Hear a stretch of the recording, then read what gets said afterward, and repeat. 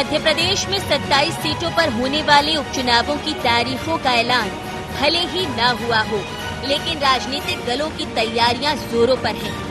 भाजपा में जाने के बाद लंबे समय से खामोश बैठे राज्यसभा सांसद ज्योतिरादित्य सिंधिया की सक्रियता उपचुनाव से पहले काफी ज्यादा बढ़ गई है। वो पार्टी में अपनी पैठ बढ़ाने और तालमेल बिठाने के नए नए तरीके अपना रहे हैं। सिंधिया के राजनीतिक जीवन में ये पहला मौका होगा जब वो घर घर जाकर नेताओं से मुलाकात कर रहे हैं। सिंधिया जब कांग्रेस में थे तब तक कभी भी पार्टी नेताओं के घर घर जाकर संपर्क नहीं करते थे। सिंधिया के आने से भाजपा में भी कुछ परिवर्तन नजर आ रहा है। करीब 15 साल से पार्टी का मुख्य चेहरा शिवराज सिंह रहे, लेकिन उपचुनाव में शिवराज के साथ सिंधिया का चेहरा रखा जा रहा है। ऐसे में ये कहना गलत नहीं होगा कि उपचुनाव की तैयारी को लेकर भाजपा और सिंधिया ताल मिलाकर मैदान में जुटे हैं। दूसरी ओर कांग्रेस की बात करें तो वो अब तक रणनीति तय नहीं कर पाई। वर्चुअल रैली से लेकर मैदानी दौरों तक भाजपा नेता और सिंधिया अपना पहला चरण शुरू कर चुके हैं, जबकि भाजपा से उलट कांग्रेस में वर्चुअल कनेक्टिविटी बेहद कम है। बदलावों से भी कांग्रेस दूरी बनाए हुए है। वहीं पूर्व सीएम कमलनाथ प्रदेश अध्यक्ष हैं, वो फिलहाल मैदान से दूर नजर आ रहे हैं। पूर्व मंत्री और पार्टी के पहली पंक्ति के नेताओं में उपचुनाव को लेकर सक्रियता का अभाव दिख रहा है। मध्य प्रदेश में कांग्रेस पार्टी की सत्ता में 15 साल बाद वापसी में सिंधिया ने महत्वपूर्ण भूमिका निभाई थी, लेकिन आलाकमान ने उन्हें जिस तरह से पार्टी में साइडलाइन किया, उस कारण उन्होंने पार्टी छोड़ दी और सिंधिया के दल बदलने का खामियाजा कांग्रेस को सत्ता से हाथ धोकर गंवाना पड़ा। कांग्रेस पार्टी इस मुद्दे के सहारे दल बदलने वाले चेहरों की घेराबंदी करने की रणनीति बना रही है। हालांकि जनता के मन में क्या है, ये तो उपचुनाव के परिणाम बताएंगे। News desk INT 24।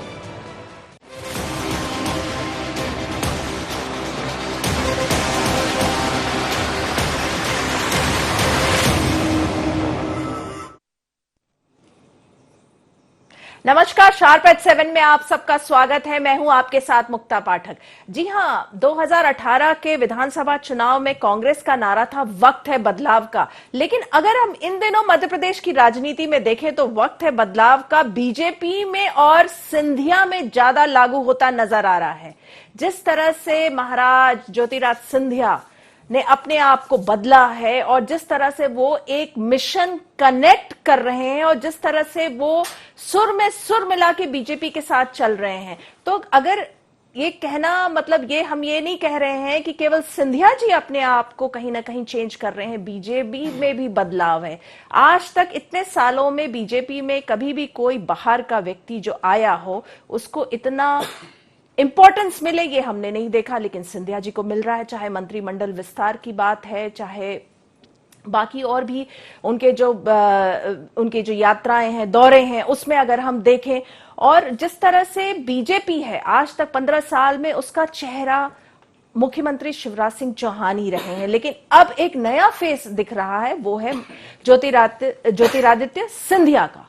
और अगर हम दूसरी तरफ बात करें कांग्रेस की, तो कांग्रेस इस बदलाव जो है मध्य प्रदेश की राजनीति में जो बदलाव है उसमें कहीं ना कहीं थोड़ी सी पीछे नजर आ रही है। वर्चुअल रैली की बात करें, वर्चुअल मीटिंग की बात करें, कांग्रेस नेताओं की सक्रियता की बात करें, तो क्या बात है कि कांग्रेस थोड़ी सी पीछे है? क्या वो कोई और स्ट्रैटेजी प्लान कर रही है? और बीजेपी और सिंधिया जिस तरह से बदलाव का और जिस तरह से सुर में सुर मिला के चल रहे हैं, आज इसी विषय पे हम बात करेंगे। हमारे साथ मौजूद है स्टूडियो में, हमारे साथ है editor in chief Sunil Srivastava, मेरे साथ फोन लाइन में मौजूद है इमरती देवी और साथ में है लाखन सिंह यादव जी। आप सबका शार्प एट 7 में बहुत बहुत स्वागत है। सबसे पहले तो आप ही के पास आऊंगी इमरती देवी जी, क्या कहेंगी आप जिस तरह से महाराज एकदम सक्रिय हैं और बीजेपी में अगर हम कहें तो रम गए हैं, जम गए हैं? मैं आपसे कहना चाहती हूँ, पहले तो मैं आपसे नमस्ते करना चाहती हूँ। नमस्कार। और आपने जोड़ा है इसलिए धन्यवाद देना चाहती हूँ। महाराज हर बार सक्रिय रहे जी, महाराज कभी पीछे रहे। महाराज विकास के लिए, क्षेत्र के विकास के लिए, जनता के लिए हर वक्त लड़ाई लड़ी है। उनने जब भी उनका मौका रहा है जब भी महाराज ने भी, महाराज के पिताजी ने, दादी ने भी, बुआ ने भी जनता की लड़ाई लड़ते हैं जो लोग, और जनता का विकास चाहते हैं। और जब जनता का विकास नहीं होगा तो कुछ तो करना ही पड़ेगा जी, तो आप भी जानते हो। तो महाराज ने जो भी निर्णय लिया है जनता के विकास के लिए लिया है, और मैं चाहती हूँ, मैं जानती हूँ कि बहुत सही अच्छा निर्णय लिया है महाराज ने। और महाराज और शिवराज मिलकर के नरेंद्र सिंह तोमर जी, नरोत्तम मिश्रा अपनी फिर सरकार बनाएंगे मध्य प्रदेश में। जी, मैं वही कह रही, हम यही कह रहे हैं कि जिस तरह से महाराज बीजेपी में रम गए हैं और जिस तरह से बीजेपी ने उनको अपना लिया है, ये बहुत कम देखने को मिलता है। रमे नहीं, वो अपनी जनता में रमे हैं, वो क्षेत्र के विकास में रमे हैं, जहाँ से विकास मिल रहा वहाँ रमे हैं, बीजेपी में रमे हैं। जब बीजेपी के परिवार में वो आ गए हैं तो रमने वाले कोई बात नहीं। जिस परिवार में आदमी आता है उस परिवार में तो रमते ही चलता है ना, मेल जोल करके ही रहता है ना। ये थोड़ी से ऐसे रहते हैं कि जाओ सरकार हमने बना दी और पूरा जलवा कांग्रेस को होगा, सरकार महाराज ने बना दी, ऐसा नहीं ना। शिवराज सिंह महाराज को बहुत महत्व दे रहे और महाराज भी पार्टी को बहुत, बीजेपी पार्टी को बहुत महत्व दे रही। जी बिल्कुल। चलिए, हमारे साथ लाखन सिंह यादव जी हैं, क्या कहेंगे आप?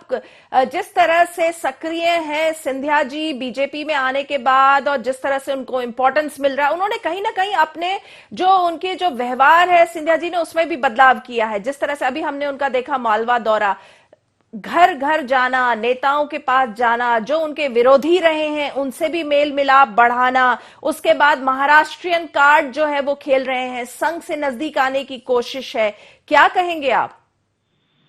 मुक्ता जी, मैं सिर्फ इतना कहना चाहता हूं, एक्चुअल में सिंधिया जी जिस पार्टी में गए वो पार्टी कैडर बेस्ड पार्टी है, और कैडर बेस्ड पार्टी में व्यक्ति अपने हिसाब से नहीं, उस पार्टी के कैडर के हिसाब से चलना पड़ता है। और सिंधिया जी ने अपना व्यवहार, अपना नेचर बदला है, तो मुझे लगता है वो भारतीय जनता पार्टी में चल पाएंगे। नहीं तो भारतीय जनता पार्टी लात मार के बाहर कर देती है। कई मध्य प्रदेश और देश के ऐसे एग्जाम्पल हैं जी। मैं ऐसा मान के चलता हूं कि सिंधिया जी ने जो कल्चर कांग्रेस में इतने 18 साल अख्तियार किया था, 18 साल कांग्रेस में जो तानाशाही रवैया जिन्होंने बना के रखा था, जैसा आपके स्टेटमेंट में आया कि अभी वो भारतीय जनता पार्टी में जब से गए तब से भारतीय जनता पार्टी के अपने से छोटे नेताओं के घर पे वो व्यक्तिगत मिलने जा रहे हैं, जबकि कांग्रेस में इससे उलट होता था। कांग्रेस के बड़े बड़े नेता, इवन राहुल गांधी, प्रियंका गांधी, मैंने ज्योतिरादित्य सिंधिया जी के घर पे कई बार देखा। तो निश्चित तौर पर मैं ऐसा मान के चलता हूं कि उन्हें अपने आप को बदलना पड़ेगा। ये सामंतशाही रवैया अगर वो बदलेंगे तो मुझे लगता है भारतीय जनता पार्टी में सरवाइव कर पाएंगे, नहीं तो लौट के बुद्धू जो घर को आए वाली कहावत है ना, वो इनके साथ हो जाएगी। सेकेंडरी अभी मेरी बात सुन ले मुक्ता जी पूरी। बोले। सेकेंडरी अभी इमरती जी कह रही थी कि सिंधिया जी जनता के लिए गए, भारतीय जनता पार्टी में विकास के लिए गए हैं। तो इमरती जी, मैं आपको एक बात बताना चाहता हूं, हम और आप साथ साथ रहे हैं काफी लंबे समय तक, हमारा आपका विधानसभा भी साथ साथ है, लगा हुआ एक दूसरे का। मैं ये बात आपसे पूछना चाहता हूं कि जब सिंधिया जी कांग्रेस में थे, कांग्रेस की सरकार थी, तो वो हर मंच पे एक बात करते थे कि अतिथि शिक्षकों की लड़ाई के लिए वो रोडों पे निकलने की बात करते थे, किसानों के कर्ज की वो बात करते थे। ऐसे बहुत सारे मुद्दे वो समय समय पर उठाते रहते थे। 20 मार्च को मध्य प्रदेश की गवर्नमेंट डिसॉल्व हुई। 20 मार्च के बाद जो है आज 5 महीने होने जा रहे हैं। 5 महीने में सिंधिया जी ने एक बार भी अतिथि शिक्षकों की बात नहीं की, किसानों की बात नहीं की, और 5 महीने में एक भी बार जिस ग्वालियर चंबल की धरती के नाम से वो जाने जाती हैं, उस पर एक भी बार भी लौट के नहीं आए इस कोरोना महामारी में देखने के लिए भी लोगों को। तो मैं ऐसा मान के चलता हूँ इमरती जी कि जनता के लिए यदि इन्होंने ये पार्टी छोड़ी, जनता के लिए सब कुछ किया, तो फिर जनता की लड़ाई लड़ना चाहिए। और जहां तक जनता की लड़ाई की बात है, तो मुझे लगता है आने वाला चुनाव तय करेगा कि सिंधिया जी ने और आपने जनता के लिए ये पार्टी छोड़ी, जनता के लिए आपने सरकार गिराई, जनता के लिए आप बेंगलोर गए, तो ये मुझे लगता है आने वाला चुनाव तय करेगा, और तभी हम और आप ये तय कर पाएंगे कि हकीकत क्या थी। ये सब जनता के लिए था कि जो है खुद के स्वार्थ के लिए था। चलिए, एक चीज आपसे पूछना चाहूंगी, अभी आपने जो बातें कही उसका जवाब हम ले लेंगे इमरती देवी जी से, लेकिन अभी आपसे पूछना चाहूंगी लाखन सिंह जी कि कांग्रेस क्यों पिछड़ रही है? कांग्रेस में बदलाव नहीं आ रहा है। वक्त है बदलाव का नारा आप लोगों ने दिया था, कांग्रेस का नारा था, लेकिन अभी हम देख रहे हैं जो बदलाव हम सिंधिया जी में देख रहे हैं, बीजेपी में देख रहे हैं। आप कांग्रेस अभी की जब अब मैं बात कर रही हूं, अगर हम वर्चुअल रैलीज की बात करें, वर्चुअल मीटिंग की बात करें, आपके बड़े बड़े नेताओं की सक्रियता की बात करें, तो कहीं ना कहीं आप लोग थोड़े पीछे नजर आ रहे हैं। ना मुक्ता जी, आप और भारतीय जनता पार्टी गलतफहमी, हम लोग वेट एंड वॉच कर रहे हैं। हम लोग ये तय नहीं कर पा रही अभी भारतीय जनता पार्टी की इलेक्शन कब होना चाहिए। मैं ऐसा मान के चलता हूं कि चाहे हमारे शीर्ष नेतृत्व के लोग हों, चाहे हमारे लोकल वर्कर हों, चाहे स्टेट लेवल के नेता हों, पूरे के पूरे नेता अपनी अपनी जगह इंटरनली सक्रिय हैं। हम ड्रामाबाजी, शोबाजी नहीं करना चाहते। हम इस चुनाव को एन केन प्रकारेण अपने पक्ष में लाना चाहते हैं, और ये इसलिए भी मैं आपको बताना चाहता हूं कि मध्य प्रदेश की जो 27 सीट हैं, उनमें 2 सीट पे तो हमारे विधायकों की चूंकि मौत हो गई थी। बाकी जो 25 सीटें हैं, जो 25 विधायक कांग्रेस को छोड़ के भाग के गए हैं, 2018 के चुनाव में इन विधायकों को वहां के मतदाताओं ने 5 साल के लिए निर्वाचित करके भेजा था। लेकिन ये लोग अचानक ऐसी क्या संकट में आया, और ये बेंगलोर में जाके इन्होंने जो मंडी की तरह इनको बेचा गया है, तो मुझे लगता है हमसे और भारतीय जनता पार्टी से ज्यादा वो मतदाता तय करेगा इस चुनाव का फैसला, जिनका अपमान बेंगलोर में जाके हुआ। चलिए, ले लेंगे इस बात का भी जवाब, ले लेंगे। वक्त हो चला शार्प एट 7 में बहुत छोटे से ब्रेक का। इमरती देवी जी आप और लाखन सिंह यादव जी आप दोनों बने रहिएगा फोन लाइन पे, हम जल्द ही लौटेंगे एक ब्रेक के बाद।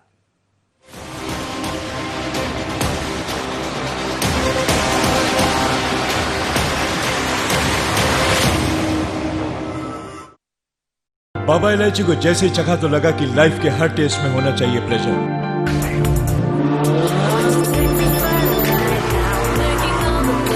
बाबा इलायची, व्हाट्स योर प्लेजर?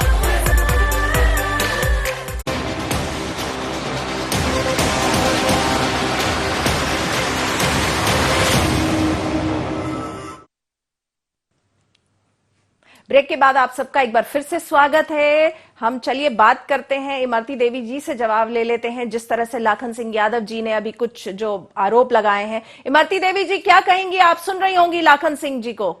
बात वो कह रहे हैं ना, वो सही कह रहे हैं। जब सारी मंचों से राहुल गांधी जी ने कांग्रेस की 1918 में सरकार बनावे थे, हर मंच पे कहा था और वचन पत्र में लिखा था कि हम 10 दिन के अंदर हमारी सरकार बनी, तो हम 10 दिन के अंदर अगर नहीं बना पाएंगे तो कर्ज नहीं माफी कर पाएंगे किसानों की, तो 11 दिन मुख्यमंत्री बदल देंगे। ये राहुल गांधी के शब्द थे हर मंच पर। और रही लाखन जी की, वो हमारे पड़ोसी हैं, बड़े भाई भी हैं, तो उनसे मैं कहना चाहती हूँ कि वो बेंगलोर की बात कर रहा है और हाथ लड़ने की बात कर रहा है, बेचने की बात कर रहा है, तो ये तो मैं इनसे, जब जिसके कांच के बंगले होते हैं, शीशे के बंगले होते हैं, बस दूसरे पर पत्थर मारने से बड़े शर्म करना चाहिए। क्या बीजेपी बीएसपी पार्टी में नए कहती कि बीजेपी लात दे के भगा देती है, ये मान सम्मान के साथ इन्हें हमारे भितरवार विधानसभा ने बीएसपी से जिताया था, तो मायावती ने इन्हें लात मार के भगाया था। और क्या इन्हें जब बीएसपी पार्टी छोड़ के गए थे तो दिग्विजय सिंह ने इनकी क्या हाथ लगाई थी, ये तो बता दे, हमें जवाब दे दे कि दिग्विजय सिंह ने कितना दिया था इन्हें, ये क्यों गए थे बीएसपी पार्टी में से। और मैं आपसे कहना चाहती हूँ, महाराज गए हैं विकास के लिए, और मैं ये भी कहना चाहती हूँ कि कमलनाथ और दिग्विजय सिंह से इनकी बड़ी अच्छी दोस्ती थी, और ये सारे अपने क्षेत्र में काम करा रहे थे, मुझे पता नहीं इनने करोड़ों के काम कराया कि 2 रुपए का नहीं कराया, लेकिन डबरा विधानसभा में एक हैंडपंप भी नहीं लगा। इनने जरूर 2-3 गौशाला बना दी थे, अब गिर गई पहले पानी बर्तन में। और आज मैं आपसे कहना चाहती हूँ, 8 बीघा में मेरा स्टेडियम बन रहा, 100 बिस्तर के अस्पताल का काम चालू होगा। हमारी बारकरी जिगनिया की नहर बनने लगी, हमारा लदेरा डैम बन गया और पिथौर में महाविद्यालय और बड़ी तहसील की घोषणा हो गई। मैंने 1.5 महीना में जो देखा है वो मैंने 1.5 साल में नहीं देखा। ऐसी पार्टी में रह के हम क्या करते, ऐसी पार्टी में तो हम नात मार के भागे। जी चलिए, सुनील श्रीवास्तव जी हमारे साथ मौजूद हैं। सुनील जी, अभी आपने सुना, इमरती देवी जी को भी सुना, आपने लाखन सिंह यादव जी को भी सुना, क्या कहेंगे आप? देखिए, अगर मुक्ता जी हम बात करें तो ज्योतिरादित्य सिंधिया जी की सक्रियता एक बार फिर मध्य प्रदेश में बढ़ी है। और क्योंकि कुछ दिन बाद वो ग्वालियर चंबल के दौरे पे भी जा रहे हैं, जब से बीजेपी में पहुंचे हैं, ये पहला दौरा होगा उनका जो उनके क्षेत्र में रहेगा, ग्वालियर चंबल में रहेगा। और इस दौरान अगर हम बात करें तो बड़ी संख्या में कांग्रेसी जो हैं वो भाजपा में शामिल भी होने हैं। हालांकि भाजपा ने इसका प्रोग्राम भी जारी कर दिया है कि लगातार 3 दिन तक जो कांग्रेसी होंगे, कार्यकर्ता रहेंगे, नेता रहेंगे, वो लगातार ज्योतिरादित्य सिंधिया की मौजूदगी में और दूसरे भाजपा नेताओं की मौजूदगी में बीजेपी ज्वाइन करेंगे। साथ ही जिस प्रकार से इमरती देवी जी का जिस प्रकार से उन्होंने कहा कि यहाँ राहुल गांधी ने कहा था कि 10 दिन में कर्ज माफी नहीं हुई तो मुख्यमंत्री बदल देंगे। हालांकि राहुल गांधी तो नहीं, लेकिन सिंधिया जी ने जरूर मध्य प्रदेश में 15 महीने में मुख्यमंत्री बदलवा दिया है। और जिस प्रकार से इमरती देवी जी ने एक और बात कही कि कांग्रेस सरकार में उनके क्षेत्र में काम नहीं हुए और सिर्फ जो काम हुए थे 1-2 तालाब बनाए गए थे वो भी ढह गए हैं। तो सबसे बड़ी बात मुक्ता जी यही है कि ठीक है काम नहीं हुए, लेकिन जो काम हुए उनकी गुणवत्ता परखने का काम भी कहीं ना कहीं स्थानीय जनप्रतिनिधि का होता है। ये पहले भी कांग्रेस सरकार में भी यहाँ से विधायक रही हैं और मंत्री भी रही हैं, तो उस दौरान थोड़ी सी गुणवत्ता पर भी ध्यान देना चाहिए था। अब अगर हम, क्योंकि मुद्दा हमारा सिंधिया जी की सक्रियता है, तो जिस प्रकार से मालवा के उज्जैन की हम बात करें, उज्जैन में भी कई नेताओं के घर सिंधिया जी गए थे। यहाँ पर इंदौर की बात करें, इंदौर में भी गए। और क्योंकि सिंधिया जी का ये वर्क ऑफ स्टाइल नहीं है, क्योंकि हमने देखा है कि भोपाल में भी आते थे तो एक होटल में ही सिंधिया जी रुकते थे, सब वहीं जाते थे, उनसे मुलाकात करते थे जिनको मुलाकात करनी है। लेकिन पिछले कांग्रेस छोड़ने से कुछ समय पहले की अगर बात करें, जिस समय गोविंद सिंह राजपूत जी कमलनाथ सरकार में मंत्री थे, उस दौरान गोविंद सिंह राजपूत के बंगले पर भी भोज में गए थे। उसके बाद दूसरे दिन पीसी शर्मा के यहाँ पर अगर हम बात करें तो सुखदेव पांसे की यहाँ भी गए थे, कई मंत्रियों के यहाँ भी, चाहे क्योंकि पीसी शर्मा दिग्विजय सिंह खेमे से आते हैं, सुखदेव पांसे कमलनाथ खेमे से, तो उस दौरान लगभग सभी खेमों से सिंधिया जी मिले थे। हालांकि सिंधिया जी इस प्रकार की राजनीति नहीं करते हैं, वो सिर्फ अपने खेमे तक ही सीमित रहे, कांग्रेस में दूसरे के खेमे में कभी नहीं गए। लेकिन बीजेपी में उनको लग रहा है कि अगर लंबा चलना है बीजेपी में तो रमना पड़ेगा, जैसा कि आप कह रही हैं। और यही वजह है कि वो शिवराज जी से भी मिल रहे हैं, वो उमा भारती के पास भी जा रहे हैं, वो कैलाश विजयवर्गीय के पास भी जा रहे हैं, सुमित्रा महाजन के यहाँ भी जा रहे हैं, और तमाम नेताओं से एक आपसी तालमेल, एक बैलेंस बनाने की कोशिश कर रहे हैं। मिशन कनेक्ट जैसा है ना, कनेक्ट करने की कोशिश कर रहे हैं जी। और यही वजह है कि वो महाराष्ट्रियन लॉबी में पैठ बना रहे हैं, जिससे वो संघ के नजदीक, नागपुर के नजदीक पहुंच सके। जबकि ये कार्ड वो पहले जब कांग्रेस में रहते थे तो कभी नहीं खेलते थे। जी, लाखन सिंह यादव जी क्या कहेंगे आप, जिस तरह से सिंधिया जी मिशन कनेक्ट पे हैं और महाराष्ट्रियन कार्ड भी खेल रहे हैं? देखिए, निश्चित तौर पर मैंने कहा ना कि सिंधिया जी को यदि भारतीय जनता पार्टी में सरवाइव करना है, आगे चलना है, बढ़ना है, तो निश्चित तौर पर अपने रूल्स, रेगुलेशन, सिद्धांत, सामंता सब कुछ बदलना पड़ेगा। भारतीय जनता पार्टी, जैसे मैंने कहा कि कैडर बेस्ड पार्टी है, इस तरह के आयातित किए हुए लोगों को कभी बर्दाश्त नहीं करती। अभी इमरती जी को मेरी बात थोड़ा बुरा लग रही थी, लेकिन मैं ये बताना चाहता हूँ, हकीकत तो यही, अगर सिंधिया जी ने अपना सिद्धांत और सामंतशाही रवैया नहीं बदला तो मैंने कहा ना कि लौट के बुद्धू घर को आए, वो वाली कहावत इनके साथ सिद्ध हो जाएगी। तो मतलब कांग्रेस में आएंगे दोबारा से, आप ये कहना चाह रहे हैं बार बार? इनके पास कोई स्थान ही नहीं बचेगा, इनके पास कोई स्थान नहीं बचेगा। मैंने कहा ना, यदि इन्होंने सिद्धांतों में परिवर्तन नहीं किया तो। सेकेंडरी, अभी इमरती जी एक बात कह रही थी कि लाखन सिंह जी भितरवार से एमएलए हुए बहुजन, तो इमरती जी मैं आपको बताना चाहता हूं, मैं भितरवार से कभी भी बहुजन समाज पार्टी से एमएलए नहीं रहा, मैं कांग्रेस से एमएलए रहा हूं, आपके संज्ञान में लाना चाहता हूं। दूसरा, आपने अभी कहा कि मैं जो है दिग्विजय सिंह और कमलनाथ जी ने मुझे कितने पैसे दिए।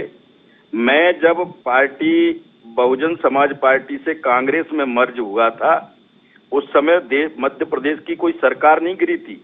उस समय दिग्विजय सिंह जी मुख्यमंत्री थे, उनको किसी एमएलए की आवश्यकता नहीं थी। मैं सिर्फ और सिर्फ अपनी आइडियोलॉजी और विचारधारा को लेके कांग्रेस में मर्ज हुआ था। और आपने मध्य प्रदेश की बनी हुई चुनी हुई हमारे प्रदेश के जनादेश का आपने जो अपमान किया है इमरती जी, ये सारा का सारा अपमान ये प्रदेश की और आपके क्षेत्र की जनता पूरा देख रही थी। और आने वाले चुनाव में इन सबका आपको बिल्कुल एक रुपए का हिसाब देना पड़ेगा। जी इमरती जी, जैसा कि बार बार लाखन सिंह यादव जी कह रहे हैं कि जिस तरह से सिंधिया जी अगर अपने नेचर, अपने वर्किंग स्टाइल में अगर चेंजेस नहीं लाएंगे तो लौट के बुद्धू घर को आएंगे, ये उन्होंने 2 बार कहा है। क्या लग रहा है? भी महाराज जहाँ रहते हैं, जहाँ उनका सारा परिवार दादी से लेकर बुआ से लेकर वो अपने परिवार में आए हैं और अब ऐसी कांग्रेस में कभी नहीं जाएंगे। और जो विधायक जी कह रहे, अभी उनने जो भी बात कही है कि हम भितरवार से नहीं थे, भितरवार अब नाम बदल गया, पहले गिरदित से थे अब भितरवार से, लेकिन इनने इस्तीफा दिया था। और जैसे हमने इस्तीफा दिया है, अपनी दम पे इस्तीफा दिया है, पार्टी छोड़ के इस्तीफा दिया है, चुनाव लड़के आएंगे दोबारा। और अगर ये जब इस्तीफा देते और चुनाव लड़ते दोबारा तो इन्हें पता लग जाता इमरती देवी चुनाव लड़ेगी। इस्तीफा दिया है विधानसभा से और अब जाएगी जनता के बीच में। और मैं चुनौती दे रही हूँ, मेरे सामने कोई भी आ जाए, मेरी जनता इमरती देवी को चाहती है और चाहती रहेगी। और अगर ये इस्तीफा दे के बता देते बीएसपी से और फिर चुनाव लड़के बता देते 2000 वोट न जाते और इमरती देवी 60 से जीती थी और अब कुछ 70 पार करेगी। हाँ। अरे वाह, आपने तो चैलेंज ही दे दिया। इमरती देवी जी, ये जो बार बार कांग्रेस एक नारा लगाती है बिकाऊ वर्सेस टिकाऊ, लगता है उसका फर्क पड़ेगा आप लोगों को आने वाले उपचुनाव में? हम बिकाऊ होंगे तो जनता बता देगी, इन्हें काय को अपनी जीप खराब करने, जनता बताएगी। ये तो हमें इस्तीफा दे के आए, चुनाव के मैदान में आए, ऐसे थोड़ी कि दूसरी पार्टी में इस्तीफा दे के चिपक गए। इस्तीफा दिया है, चुनाव लड़ेंगे 1.5 साल बाद दूसरा। हाँ। आप कॉन्फिडेंट हैं जीतने के लिए, आपको लगता है इसका कोई फर्क नहीं पड़ेगा। लेकिन देखिए इमरती देवी जी, कई बीजेपी के कई वरिष्ठ नेता हैं, वो कई बार उन्होंने ये समझाइश दी है कि सिंधिया जी और उनके साथ जो आए हैं जो विधायक सारे, उनको जो है बीजेपी में रमना पड़ेगा, अगर नहीं जमेंगे तो कहीं ना कहीं उनको दिक्कतें आएंगी। तो ये बात तो कई बीजेपी के विधायक कह चुके हैं, शेजवार कह चुके हैं, अजय विश्नोई कह चुके हैं। ये तो कह रहे बीजेपी इमरती भी जीतेगी और बीजेपी की सरकार भी बनेगी। अरे आ जाइए एक विधायक इनको और भगाओ, काय को भगा रहे जे, काय को भज्जा भतीजा भाग चला रहे जे। महाराज को जो मध्य प्रदेश से भगाना चाहते थे, फिर अपने मोहन को बनाते मुख्यमंत्री और जे वो। चलिए लाखन सिंह जी, समय कम है, एक लाइन में क्या आप कहेंगे? अभी जिस तरह से इमरती देवी जी ने कहा, उन्होंने कहा है कि नहीं वो तो जीत के आएंगी। देखिए इमरती जी जो कह रही हैं वो अच्छी बात है, वो जीत के आएंगी, लेकिन ये तो अब चूंकि रिजल्ट आएगा उस दिन पता लगेगा। मैं बस इतना बताना चाहता हूं उनको कि ज्यादा कॉन्फिडेंट और ज्यादा ओवर कॉन्फिडेंट जो चैलेंज जैसी भाषा एक चुनाव लड़ने वाले व्यक्ति के लिए ठीक नहीं है। इमरती जी, आप अच्छी बात है चुनाव जीत जाएं, लेकिन मैं ऐसा मान के चलता हूं कि ये डबरा क्षेत्र की जनता तय करेगी कि आपका भविष्य क्या है। और मुक्ता जी मैं एक बात कहूं, कभी इमरती जी को आप अकेले में बुलाना अपने यहाँ और इनसे फिर पूछना बड़े प्रेम से, इमरती जी तुम सच बताओ, तुम मजबूरी में बीजेपी में गई कि जो है हकीकत में गई? तो ये इमरती जी आपकी जो हकीकत है ना वो आपके सामने बयान करेंगी तो आपको लग जाएगा। इसमें क्या दिक्कत है? इमरती जी, आपने सुना होगा सवाल लाखन सिंह जी का। जी, वो कह रहे हैं कि आप अपनी इच्छा से गई हैं बीजेपी। मैं अपनी इच्छा से गई हूँ, अपनी क्षेत्र के विकास के लिए गई हूँ, ज्योतिरादित्य सिंधिया के सम्मान के लिए गई हूँ। और इनसे ये तो पूछ लो कि तुम चुनाव डबरा से कौन से कांग्रेसी को लड़ा रहे? एक हमारा समधी है सुरेश राजे, पाए पकड़ रहा है, वो बीजेपी से आओ। दूसरी सत्य प्रकाशी है, वो बीएसपी से आई। तीसरा जरूर कांग्रेसी बिंद्रावन कोरी है। नाता ये तो खुद बीजेपी और बीएसपी से पकड़ रहे, इनका कौन सा मूल्य है?